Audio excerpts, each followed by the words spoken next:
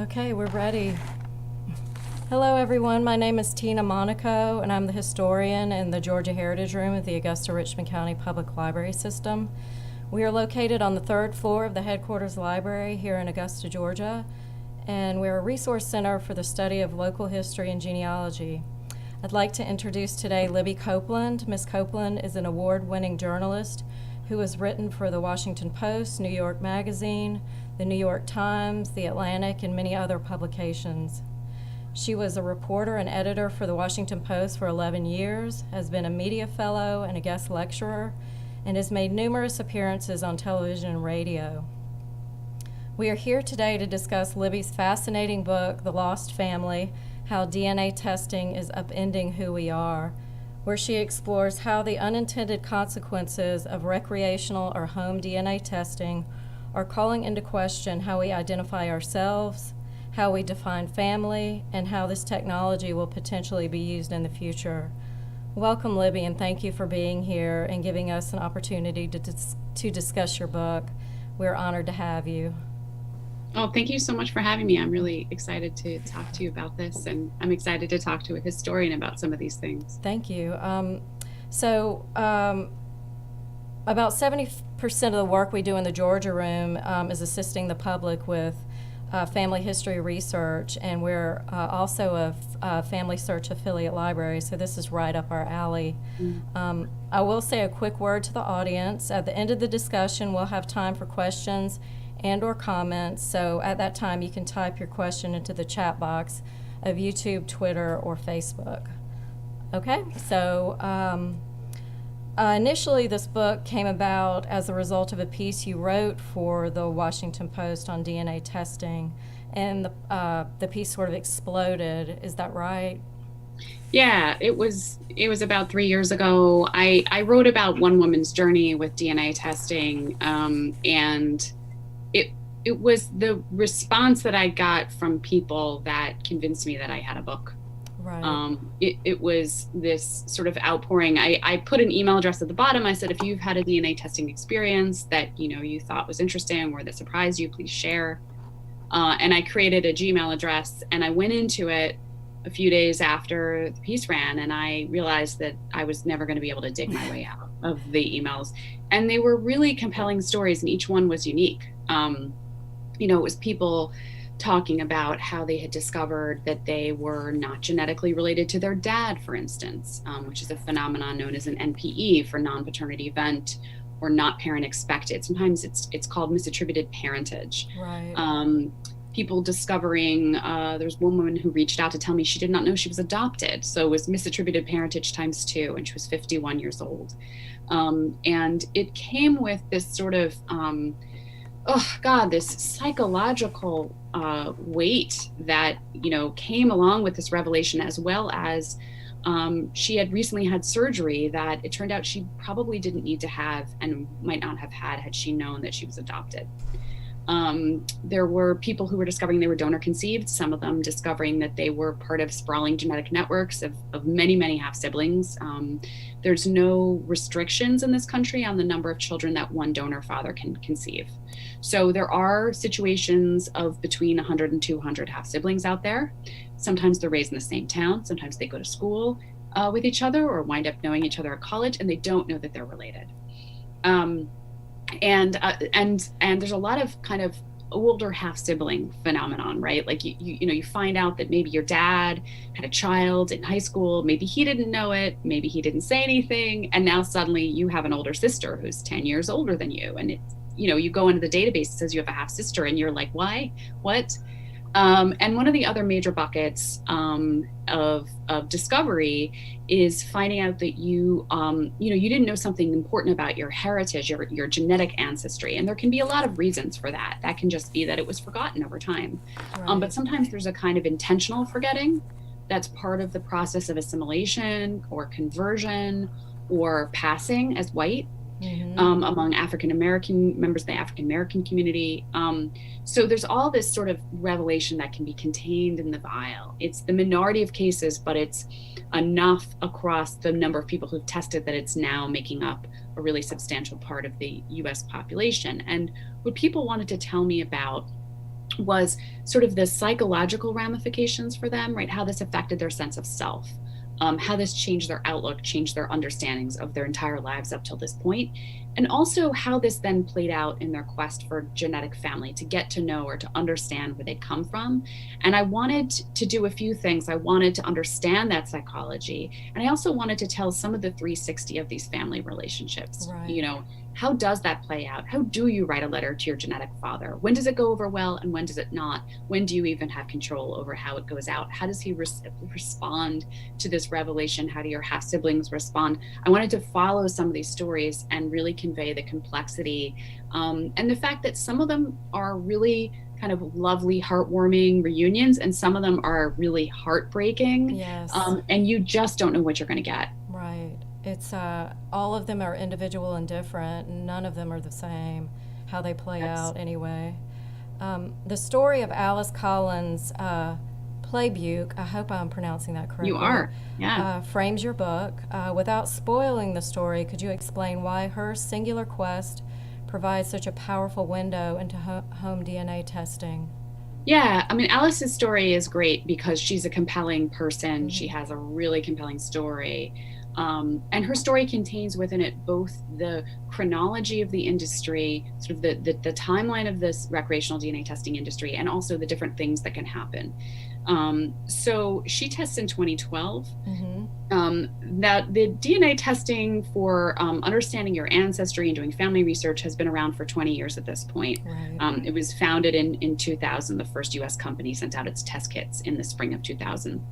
But it wasn't until about 10 years ago that the kind of DNA testing that's very popular now, the autosomal DNA testing, came on the scene. And autosomal DNA testing is the kind of test that you see the ads for. It's the one that's going to give you that ethnicity pie chart, the ethnicity estimate, where it tells you you're 3% this and 10% that. And it also gives you your lists of immediate relatives. So generally, you know, 5, 4th, 3rd cousins and closer within the DNA databases. So this is somebody who is genetically related to you, and they have also sent in their spit to the same company. They're going to show up as a relative to you. Right. So 2012 was when Ancestry unveiled their autosomal test, and Alice was a genealogist, so she had already been working with Ancestry archives, and she had gotten onto a mailing list. And so she was offered a chance to take a DNA test when the DNA test with Ancestry was still in beta. So it was still in testing. And she thought this sounded like a great idea because she knew her family history on both sides, as most of us think we do. Right. She understood herself to be Irish American. But she was having trouble with her father's side getting back to the old country. You know, she could get back a few generations, and then she kind of hit what genealogists like to call a brick wall. And so she figured, well, I'll find some of my Irish or Irish American relatives in the database, and it'll make this job of understanding, you know, the lives of my grandparents and where they emigrated from so much easier. So she tests, and she is immediately given a surprise kind of puzzle. And the puzzle is that her results are half unexpected. So half of her genetic ancestry is this, you know, Irish with some British and Scottish that she knew to expect sort of thrown in, but it's all British Isles, primarily Irish, I should say, with some British and Scottish. The other half is this confounding mix. At first, she didn't even know what it was, but she eventually came to understand that the mix was associated with people who have Ashkenazi Jewish heritage. So that's Jews from Central and Eastern Europe, who are not just a religion, they're also you know, a culture and an ethnic group with a very specific genetic signature that looks different from someone who comes from Ireland. Right. And her first response was like, that the company has messed up. You know, of course, this test is in beta. It's clearly not ready for prime time. I'm going to email them and give them a piece of my mind. And she did. She emailed them a kind of a nasty note. And I'm sure everyone thinks that, you know, it's their mistake. It's not. It has nothing to do. Yeah. It's such a common response that that Ancestry and 23andMe have these elevated sort of customer service support lines for people who call in with especially sensitive inquiries. So if you find out that half your heritage isn't what you thought, or if you find out you have that older older half sister and you're certain that she doesn't exist, you call them up, they send you up to that escalated sensitive inquiry line, and those are the people who kind of talk to you and say, it's probably not a mistake on our end. And it's not. Right. It's almost never a mistake on their end. It's us. It's we, the consumers, who have our family history wrong. So what makes Alice's story so compelling is that she does not fit into any of the buckets that I was just talking about earlier, of the people who email you, and they emailed me and said, this happened to me. So the most likely explanation would have been that she was the product of a non-paternity event. That is to say that the man who raised her, she understood to be her father, was not in fact her genetic father. Right. She does investigate that, and that is not the case. The other likeliest scenarios would have been that she were adopted or that she were donor conceived. None of those things. And as she investigates each one of these theories and is able to dismiss them, because she does a lot of sort of scientific and genetic research, and she tests all her siblings. She comes from a large Irish Catholic family, so there's 7 Cullen siblings, and they all test, and they all have the same genetic makeup, half Ashkenazi Jewish, and they're fully siblings, they're fully biologically related. As I go through the theories, it allows me the opportunity to show you what it does look like to discover that you're the product of an NPE, or that you're adopted, or that you're donor conceived and you have many siblings that you have never met before. And the fourth bucket that she investigates is this idea that maybe her ancestors were Jews who either didn't know it or kind of hid it when they came into the country so that they could pretend they were Irish, or maybe they were Irish Jews, or she's not quite sure, but it turns out that is not the explanation either. And the explanation, frankly, sounds like a soap opera. It does. But it is such a reveal. I never expected it, but yes. I'm glad. No. I'm glad, because and I was, I was really wanting to get to the reveal, so it really kept me on the edge of my seat the whole time. Yeah, it's a very unexpected outcome, right? And it turns out to be basically a mystery that's 100 years in the making, right? And Alice, but what's great about Alice is she's really smart. She has a great sense of humor. She's very funny. She's someone you want to spend time with. And she's also somebody who has a background in technology and information organization. So she decides to dig into her own existential mystery, which is what I like to think of this as, an existential mystery. And she spends 2.5 years of full-time work digging into it to try to understand it. She builds, and the genealogists who are watching this may kind of get excited about this or feel overwhelmed, depending. But she winds up all of her siblings test. So there's 7 siblings. There's also other relatives who test. And she winds up building a database of her DNA, the DNA of her 6 siblings, and then all of the DNA cousins that are shown to be related to them in the databases, and particularly the Jewish cousins, in an effort to understand this mystery. So there's at that time, because the databases are relatively small, there's about just under, I think, 7,000 cousins that they match to, and they match along over 300,000 overlapping genetic segments. And she is trying to track each one. It's literally like going into a haystack and looking for that. Yeah, who can do that? I mean, that's just monumental what she did. Yeah, she's completely amazing. Yeah, she sounds like it. You've said that one of the realities of technological advances is that their impact is hard to anticipate. Is that the case with home DNA testing, do you think? Yeah, I mean, I think, the industry was founded by genealogists. A guy named Bennett Greenspan, he founded Family Tree DNA. That's the company that sent out its first test kits in April of 2000.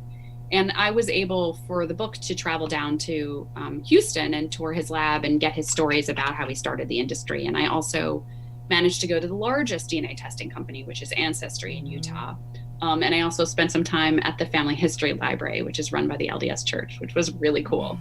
But when I interviewed Bennett Greenspan of Family Tree DNA, the oldest company, what he told me is that, he really saw this as a product for genealogists like himself. And he really struggled for the first 10 years to sell the product. In terms of getting people interested in a kind of a mainstream way, that did not happen because autosomal DNA didn't exist. you see this shift start to happen in the last 8 years or so with the rise of autosomal DNA testing. And then you see Ancestry putting a lot of money into advertising that is meant to appeal to a mainstream consumer. And this is a real inflection point. This is a real change. Because up till then, the people who are doing this are people who've already gotten into genealogy. They've already been researching. They've hit a bunch of brick walls and they're like, let me use DNA to help figure these out. The difference is when the mainstream consumers start buying it out of a desire usually to get those ethnicity estimate pie charts. And it's billed as something that's like just kind of a casual sense of curiosity. Find out your story. There's a lot of sales around Thanksgiving, Mother's Day, Father's Day, Christmas. And it becomes a gifting item. It becomes something you buy for someone.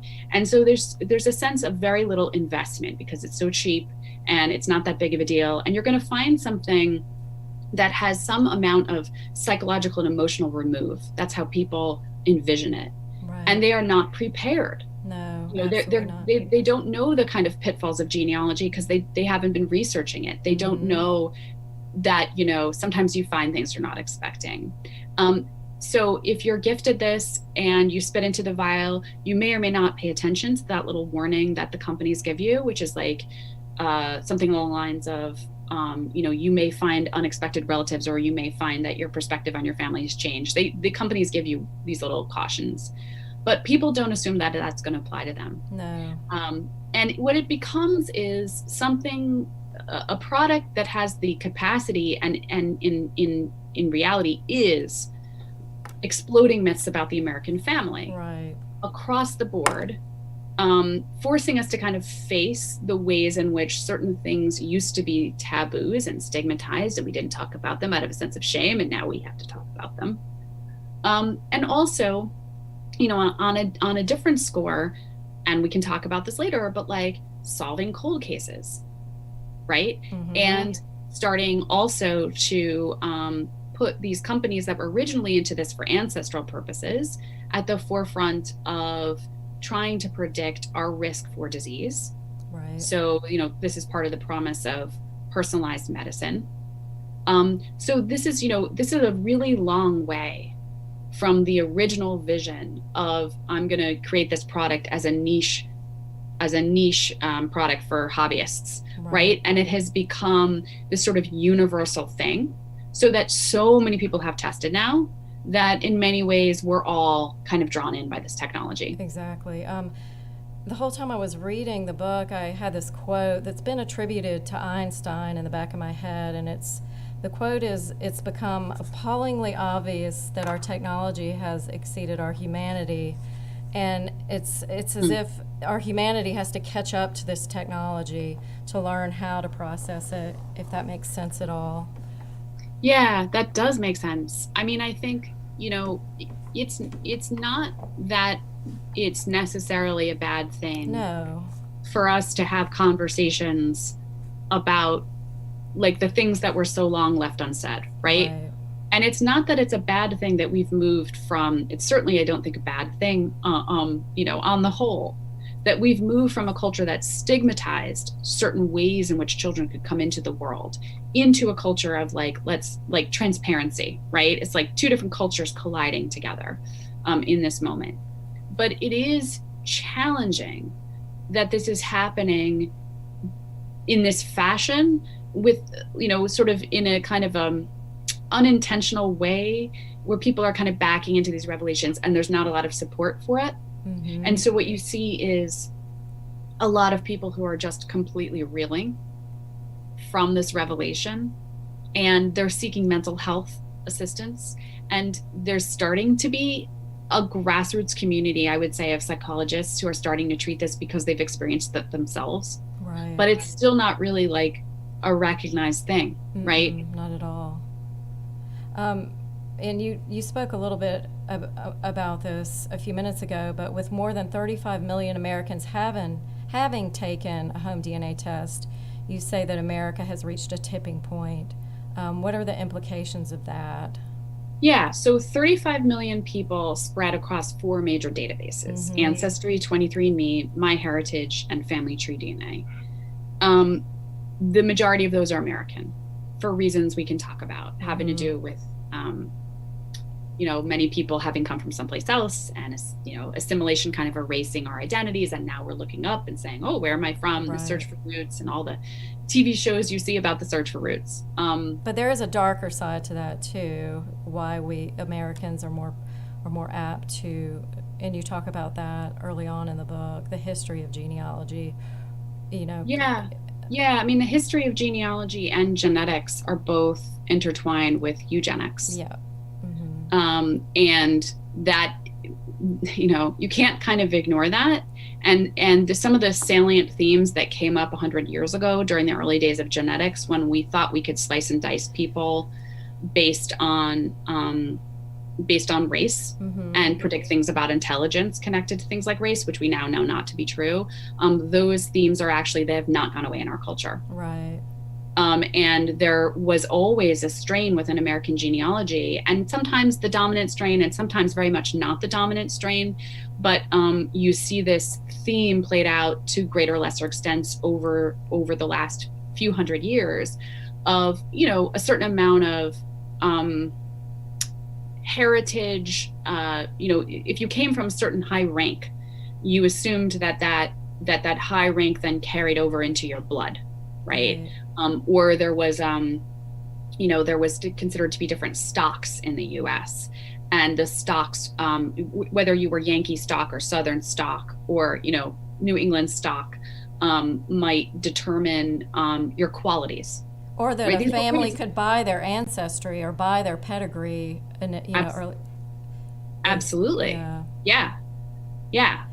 So you see certain genealogical organizations, prominent ones around the turn of the 20th century, talking about whiteness and the importance of the white man's standard of living and all that stuff. And there's that intersection there between eugenics and genealogy. I would say, since the middle of the 20th century, there's been a rise in genealogy as a middle class endeavor again, which is something we saw at more towards the 1800s, the beginning of the 1800s.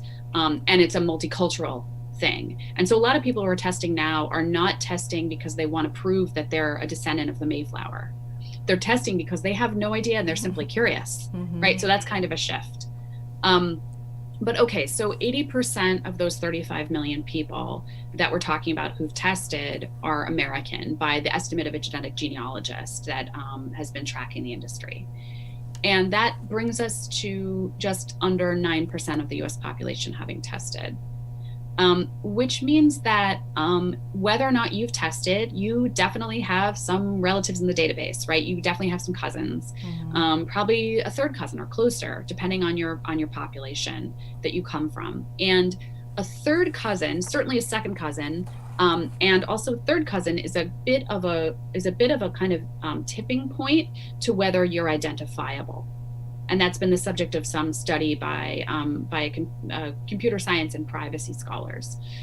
So what that means is that if you, let's say my brother, let's say I have a brother, he has a child in high school, he conceives a child with a girlfriend, he doesn't even know it. My decision to test has implications for him, even though he never tests, because it means that his daughter, say he has a daughter who's all grown up, she's in her 30s, and she finds me as her genetic aunt, right, in the database, because I tested Ancestry, she tested Ancestry, because she's looking for her dad. She doesn't know his name. She can then reach out to me, or she can not reach out to me. She can look me up, and I've left such a profound digital trail about myself that she's very easily going to be able to find out more about me and then figure out the identity of my brother, or maybe I have a few brothers and she writes a letter to both of them or all three of them. I write about this in the book, saying I think I belong to one of you. Now that seems like, okay, but I know maybe that's not such a big deal because I know all my siblings and they all haven't tested. But think about the possibility that I might now be the first cousin of this man who conceived a child in high school, or a second cousin, or a third cousin. Now you don't even know your third cousin's names, perhaps. Right. I know I don't. Right? They're essentially strangers to me, but their decision to test means it has implications, say for me, if I'm that man, right? Because that their DNA in the database means that if this adult child of this man tests and matches to them, then if she's kind of got the wherewithal or the help of a search angel or some genealogical know-how, she can go up through time doing genealogical research to discover a most recent common ancestor and come back down to do reverse genealogy to understand at least, maybe one of a set of brothers who might be her father. Or she might need a few more cousins to do that work, a few more DNA cousins, but it's doable. Right. You saw this with the Golden State Killer case, where they can identify a suspect through, distant cousins, third and fourth cousins. So that means that we all start needing to have conversations that maybe we didn't expect to have, because it means that if there's a genetic secret in your family, it's going to come out, right? It's not a matter of if, but when. Right. And so it doesn't even require everyone to be in the database in order for those secrets to come out. There's cases of, for instance, a child testing and gradually unraveling that their mom was donor conceived, and then being able to having to be put in the position of then and having to inform the mom, right, that she's donor conceived, which is a fact that's very, very important to her identity, maybe less so to your own if you're the adult child of that woman who's donor conceived. But now you're faced with this complex bioethical decision of, like, do I tell her or not? Will she want to know? Do I keep this from her? Is it my right to keep it from her? It's these incredibly complex questions that we never knew we were going to be confronted by when we embarked on, involving ourselves in a technology that we thought of as entertainment. And you sort of talk about that with Alice. She was prepared because she knew that there was not a secret, but that her family wasn't her family. But a lot of people aren't prepared for this information. They don't spend years searching for it. It's sort of just a bombshell that's dropped on them. Yeah, it's a bombshell. And then, and then the question becomes, now what? Exactly. And over I found people, they want to know more. So the bombshell is the beginning of the journey, not the end. Right. Then there's the now what, right? And that is a process of kind of emotional reckoning, but it's also like a logistical question. Right. Do you reach out to your half sibling? Do you reach out to your father or your birth mother? Like, what do you say in that letter? And how do you handle it if they reject you? Because that feels incredibly personal. You can say it's not personal. You can say it's about the secret, the nature of the secret, right? And old shames that, are kind of rooted in, like, maybe the 1950s, depending on your situation, that, never changed with the culture around them.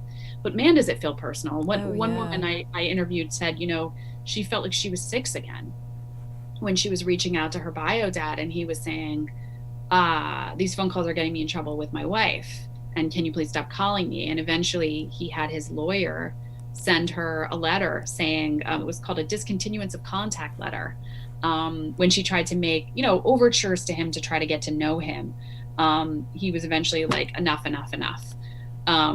And she said, I feel like I'm 6 again because I just want to be loved and accepted. It's the trauma being put back in that situation of trauma. You've talked about the non-paternity events. How do you find that people respond to, well, you just sort of said that, both the seeker and the family members. I mean, so there's a psychologist named Krista Driver, and I interviewed her for the book. She was one of a few mental health professionals that I talked to. And what was great about Krista was she was able to kind of break down her understanding of the kind of stages of trauma, I guess, discovery for the child of a non-paternity event or not parent expected. And so she said, you might feel at first anger. First, there's sometimes denial, then sometimes anger. That anger can be at the person who didn't tell you. So in her case, it was her bio mom. She had been adopted, but she had made contact with her bio mom, and when she was a young adult, and she had understood that a certain man was her father, and she had forged a relationship with him for 20 years or so. And it was just after the DNA test that she discovered that man was in fact not her father, that she had another father out there, a genetic father out there. so, she said there's anger sometimes at the person for not telling you, and then there's guilt, right? You feel guilty for being angry. And then there's a kind of anxiety. And she described this as an anxiety at the loss of identity. And I saw that over and over as I talked to people, the sense of dislocation and disorientation. Like they had felt themselves to be planted in a specific spot on the earth, even if they never articulated it that way. It was just a sense of sureness, I guess, that we all carry with us if we feel like we know our narratives.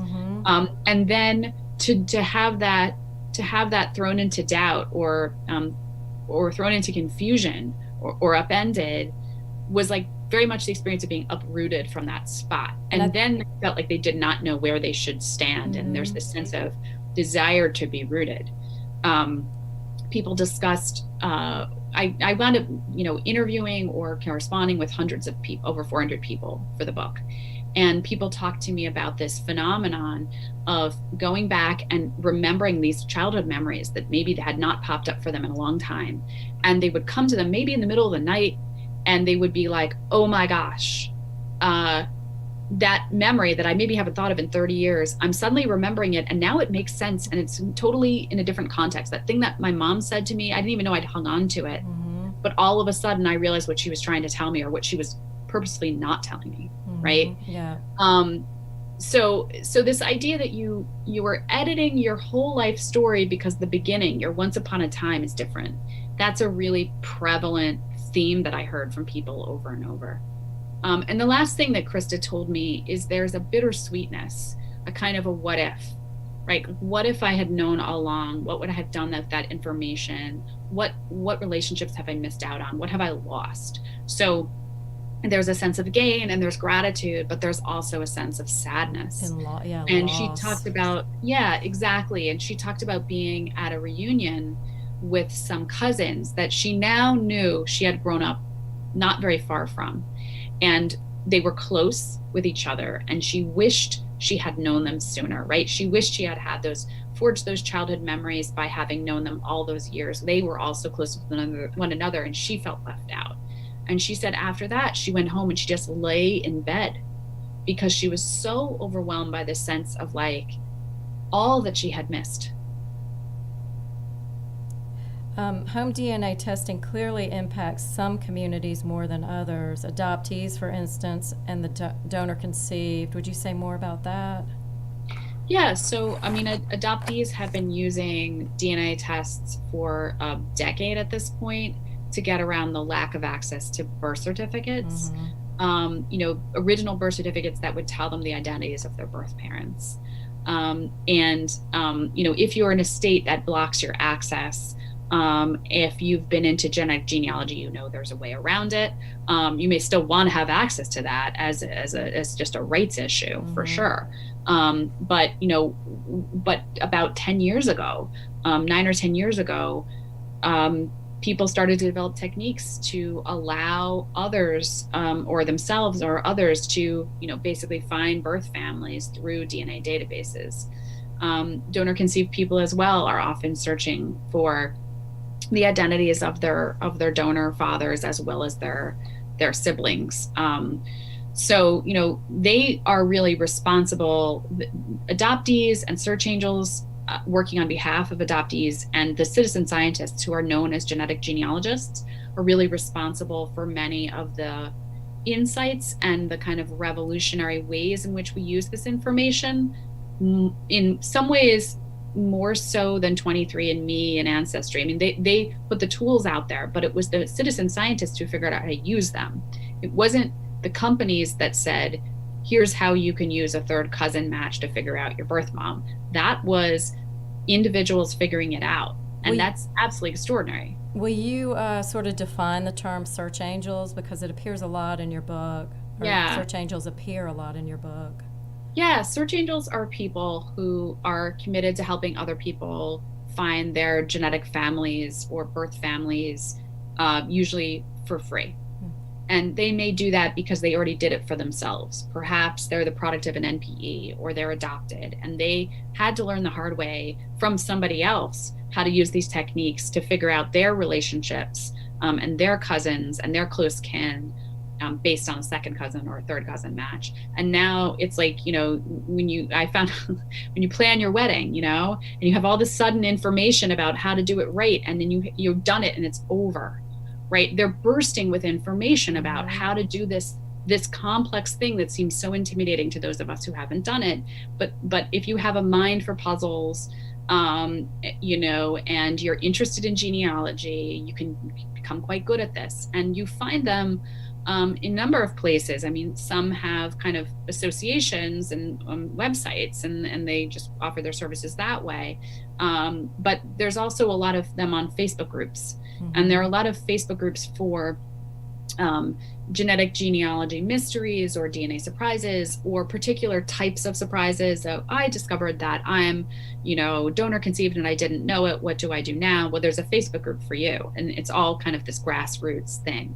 And if you hang out on there, you'll find people who are willing to help you, and sometimes people who are willing to really help you, which may mean that they say to you, okay, start sending me screenshots, or if you're okay, send me your password, I'll start fishing around in your account. And I know a number of people who do this. I mean, they love it because they're there. It's like a detective case. It is. You know?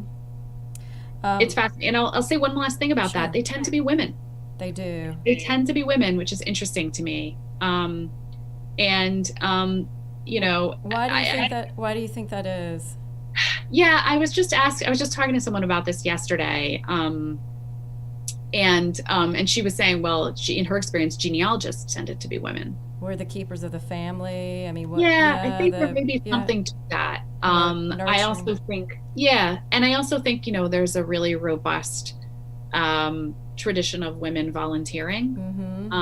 You know, and what's interesting about it in the law enforcement context, because you see, you know, with the Golden State Killer case that happened 2 years ago, you've seen the rise of something called investigative genetic genealogy, which is solving cold cases through these same techniques, albeit in different databases for the most part.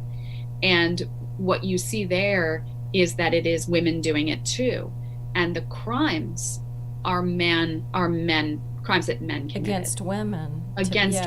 Often sexual crimes, or rape and homicide. And so there's a kind of a righting of wrongs, right, by these women who are doing investigative genealogy to genetic genealogy to solve these old cases that you know, there are these male serial killers who've been on the loose for 50 years. It's kind of a fascinating dynamic. It is. So what did your research reveal about the implications of home DNA testing for the African American community, given the history of slavery in America? Yeah, so, you know, people who come into your library to do genealogical research may know that if you are descendant of enslaved people and you're trying to research your ancestors, you can't go back further than the 1870 federal census. Right. Because your ancestors are not named before that. They're just slash marks or tick marks on a piece of paper, right? Like so and so owned this many slaves. And so that means that you are really, really stymied by the lack of paper records. And in general, I would say that records tend to coalesce around power, right? That's true, so if you were literate, if you had this ability to live in one place, if your church or synagogue stayed in place and wasn't burned to the ground, and the records were not destroyed, all these things are going to make it more or less likely for you to be able to trace your forebears. And in the South, we had so many courthouses burned during the Civil War that, you know, it's another way that records were destroyed. So yeah, so there you go. So it's this, and you see it in Europe as well. And so what happens then is that African Americans who want to know their past sometimes have to turn to DNA because there really is no other way to know. And I write in the book about a few African American genetic genealogists who use this, you know, the ancestry estimates, the ethnicity estimates, but also the genetic cousins to trace back, in some cases with great precision, some branches of their lines to where their people came from before they were brought over as slaves, or to access the lives of their enslaved ancestors and understand just what their lives were like. I think that DNA is providing at this point not just the means for reckonings within families, but also grander historical reckonings about things that maybe we've turned away from or haven't wanted to know. And some of the research that 23andMe has been doing, for instance, on the genetics of African Americans and white Americans, about race and the history of America that you can see through the genes is really, really fascinating. And I delved into a good deal of that. You did in the book. This is one of my favorite questions. What happens when family histories and family narratives collide? Yeah, I mean, sometimes that's what leads to the shutting of the door. Yeah. Right. And it's an interesting question of like, who gets to decide that genes do or don't upend your sacred truths, right? If you have certain beliefs about a parent, and DNA upends those beliefs, do you go with the DNA or do you go with the memories of that late parent? Exactly. The one of the women I write about in the book, she approaches her half siblings on her mother's side, and they basically respond like, even though they're shown as half siblings in the 23andMe database to her, like it's they're in the database. It's not a matter of her sleuthing and figuring it out by connection. They're actually there matching her. They say, we don't believe the science, we don't believe it, because to believe it would mean to believe that their shared mother had her before they were born, I believe, and placed her in a basket on a pastor's doorstep at the age of 4 days old. And they can't imagine that, and their mother's no longer alive for them to ask. So their response is basically, we don't believe it. And she's heartbroken by that. But this is what this, sometimes you see a great kind of open-heartedness on the part of people where they're able to be a little bit more elastic in their understandings of all that they know and all that they could not have known, right? And elastic in terms of their understanding of family. Those stories are really hopeful. And I think on the whole, we may be moving toward that. I think we may be moving away from kind of more binary understandings of family, right? Like biology versus nurture. And maybe this is helping us get there. I hope so. I hope so, because the hopeful stories make me feel like, okay, we're going in the right direction. Right. And then there's stories where the family just shuts down. And that's really, it's really painful. You spoke about the Golden State Killer earlier. We're now at a tipping point that you spoke about, and we've already seen some dramatic implications for solving cold case murders. The Golden State Killer, for example. Is it fair to say that DNA test results that were obtained to illuminate family history should be used to solve crimes? So that question was one of the big questions that happened right after, that kind of was raised by a lot of genealogists right after the Golden State Killer was arrested in the spring of 2018. What happened eventually was that GEDmatch, which is the third-party site that was used to solve that case. It's not a testing company. It's a place where people can upload their genetic information from other databases like 23andMe and Ancestry and MyHeritage. They eventually changed their policies so that you explicitly had to opt in. Right. And one of the other places that it's happened that law enforcement has access to is Family Tree DNA, which is the oldest and smallest of the major companies. They also have something similar. They have like an opt-out policy, so you can opt out. So nowadays the question is less about intent, although that was a big issue in the beginning, right? Like, I gathered this information to do my family history. How dare you use this for this other purpose? Now it's less about that, because generally speaking, there's more of a sense people know that it's being used this way, and they've had a chance to choose. It's more this question of like the law and privacy and I've certainly heard from African Americans who deleted their kits from GEDmatch because they were concerned that this could be used in a biased way. Or people have concerns about the idea that this amounts to a fishing expedition, right? And pulling in people who would never have been suspects in the other place in the first place, and their relatives. And is that kind of dragnet appropriate, or is it a violation of the Fourth Amendment? It hasn't really been tested.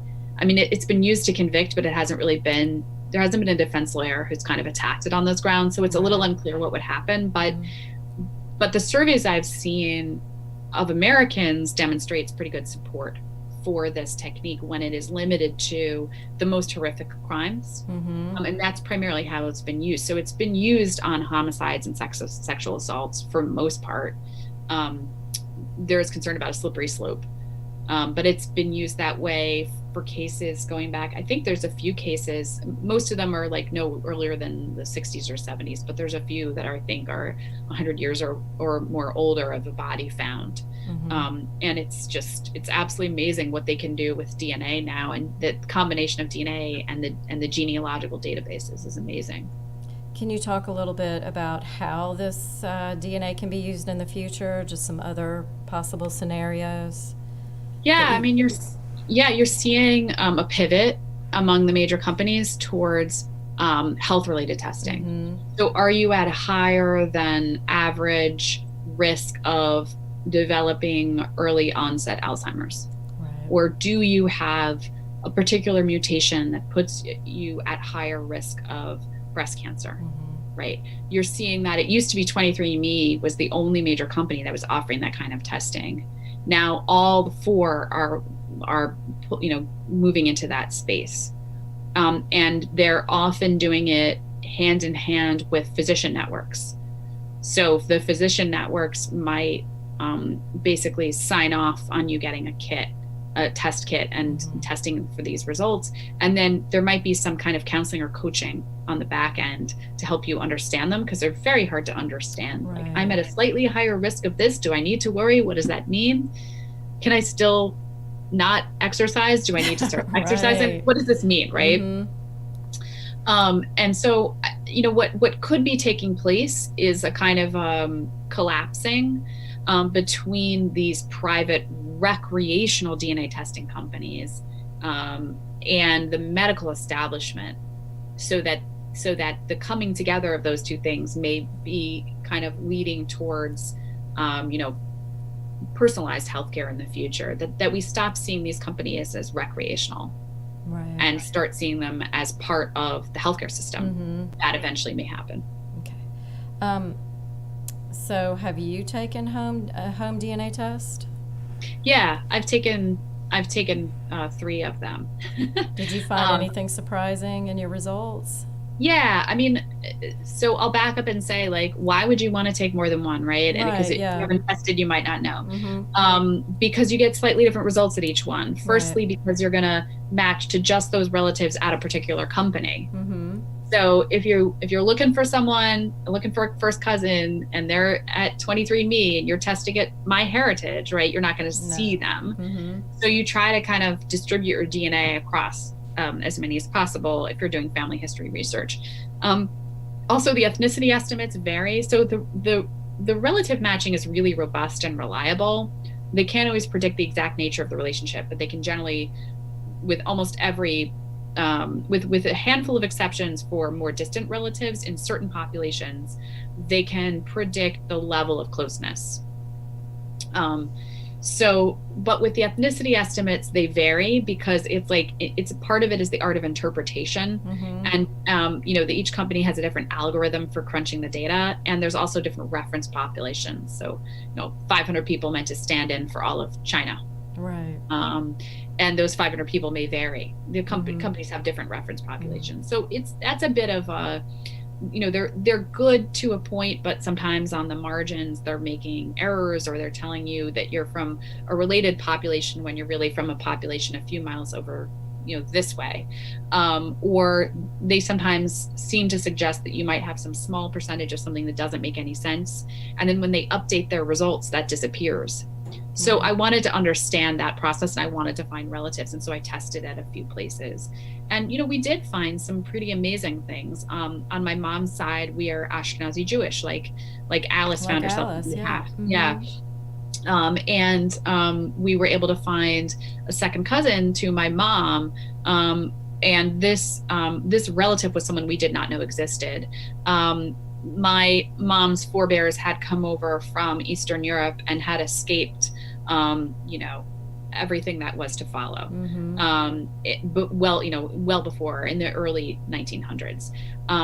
And this was a generation, this was like a branch of the family that had somehow survived in the Ukraine, and they had survived whatever life had thrown at them, pogroms, World War II, the Holocaust, all that stuff. We had no idea they existed. Right. That was like an amazing thing to discover. On my dad's side, we found his second cousin in Sweden.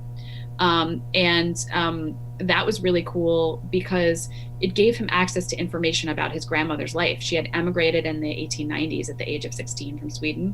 And we wound up going to Sweden and meeting this second cousin of his and her daughter, who was a genealogist. And then we got to visit all the kind of points in his grandmother's life that she had left behind when she emigrated. So we got to see the foundations of her farmhouse. We got to see her church where she worshiped, her school, which were close together.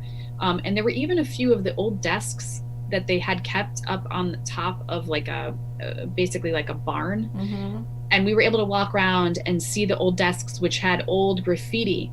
And we were like pulling up the tops of the desk looking to see if we could find her name. Did you? We couldn't. No. We didn't. But there was like a piece of furniture that had belonged to her uncle, like a big bureau kind of chest that you would keep clothing in. We went over and like touched it, and it was like, holy cow. Yeah. The immediacy of it was mind blowing. And I think that's what people are hoping for and often getting when we test, whether or not we know it, whether or not we go into it with expectations of finding anything in particular, we're getting this kind of passport, this kind of like, tunnel to the past. It's true. A time machine. Yeah, it's a time machine. You don't know what it's going to tell you, but it's going to tell you something. And that's kind of the amazing surprise of this technology, right? Is both that you're going to get it and that you don't know exactly what it will be. Right. So what advice do you have for people who are thinking of taking home DNA tests? Yeah, I mean, there are people with significant privacy concerns, and my feeling is that if you have those, I wouldn't try and talk you out of them.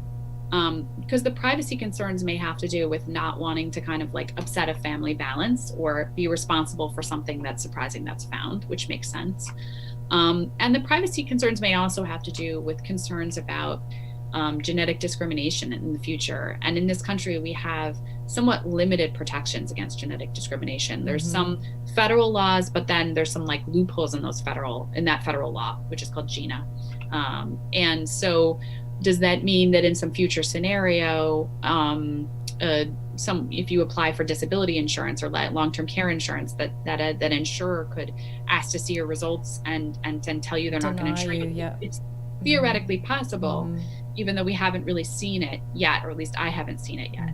And there's also concerns about like what happens if you like a company's privacy and policies, right? You've tested at a company and you feel comfortable having read their privacy policies, what they're going to do to protect your information, but they get purchased by someone else down the road. These are not things that there's much kind of regulation around. It's basically like the policy of a particular company. And if that company changes or that genetic information gets sold and you don't like it, it may be too bad for you. Right. So I guess my feeling is if you don't want to test because you don't know what you don't know, I say, all right, that makes sense to me, right? You don't want to be in the position of talking someone into something like that. On the other hand, I'll say, it can be absolutely incredible, right? And I guess the advice that I give is a bit different, right? I kind of reframe it a little bit. How I think about it is that it's not so much like advice for people whether or not they test. it's advice for the secret keepers, who are generally an older generation, right? To think about the fact that if they are in possession of some knowledge about, say, a child of theirs, that their child, maybe isn't, the child's genetic origins isn't what this child understands them to be. That it may be time to start thinking about how you might go about telling that adult child the truth, because it's a matter of time. Even if that child doesn't test, it could be that someone else, like theirs, like your grandchild tests, right? And that news comes out. And from what I've seen from interviewing people over and over, it's much better to find out from someone you love, even if it's very, very late in the game, than to find out because you swabbed your cheek or you spit into a vial and then you logged in to a link on one of these sites and your results are staring you in the face and they don't make any sense. Then it's like you're going to your parents saying, what do you need to tell me here? Yeah. And that's a different dynamic. And there are people who will hold your hand with this and help you figure out how to say it. There's a little bit of research I read on the dynamic of, I think it was donor conceived individuals. And they were saying that it wasn't the fact of the secret themselves that bothered them, right? It wasn't the knowledge that they were donor conceived. It was the fact that it had been kept from them. And that damaged the relationship, that damaged the trust between the child and the parents. Right. So it's more about transparency, like the nature of the secret. I mean, we're pretty resilient, I think. It's the not knowing and not having been told and then wondering, how could you not tell me? Exactly. That prompts the sense of betrayal that makes it so difficult for people to then patch things up. And then there's a whole industry of support growing up out of this is incredible too. Yeah, I mean, there's psychologists who are starting to specialize in this. There's a genetic counselor. Her name is Brianne Kirkpatrick, and she has a website called Watershed DNA. And she is the person I was talking about who kind of can hold people's hands, and she helps people with these conversations and helps people interpret their results. There's, like I said, grassroots search angels who will help you. There's starting to be advocacy organizations on behalf of people knowing their genetic origins. And there's all these Facebook support groups. So, I mean, it's all coming into fruition. It's all coming into being. It's not formal. It's kind of like a ground up thing. It's so true. Many people have experienced this, millions of people at this point. So we're almost out of time, but we do have a few questions that have come in for Libby. Lydia asks, what about GEDmatch's ancient DNA panels? Do you trust those to be accurate? That's a great question, but it's not. It's sort of beyond me. I'm not that level of. Yeah. Sorry. And she said, that's what I did last month. I uploaded my raw data from Ancestry, and the results blew my mind. So, wow. Maybe we'd like to know more about that. Yeah, maybe. Yeah. And then we have SD Williams says, thank you. I value this conversation. Well, thank you, SD, for tuning in. And then Stephanie asks, I have had genetic testing done with respect to cancer treatment. How much do you think they can tell about health from a spit test? The test that you get through your doctor is very different than the test that you get through one of these companies. And there's different degrees in comprehensiveness depending on the company you go with. There are some companies that are not also offering Ancestry that I have not talked about here, but they'll offer like a whole cancer panel, right? And they might do so in conjunction with a doctor who's then going to explain it to you, right? Which is different than just testing for a BRCA1 or 2 mutation, which is like what you might get, for instance, at 23andMe, that only tells you about a particular elevated risk, but not all the possible risks that could make it more likely for you to develop breast cancer. So it's complicated, right? Because people want to do this themselves. It may wind up cheaper than doing it through a doctor, even with insurance. and easier because you don't have to jump through 1,000 hoops saying, here's why I think I should be tested. Right. And on the other hand, often not as comprehensive and harder to interpret your results. So it's almost in the omission of things that you're not told that's key to pay attention to, right?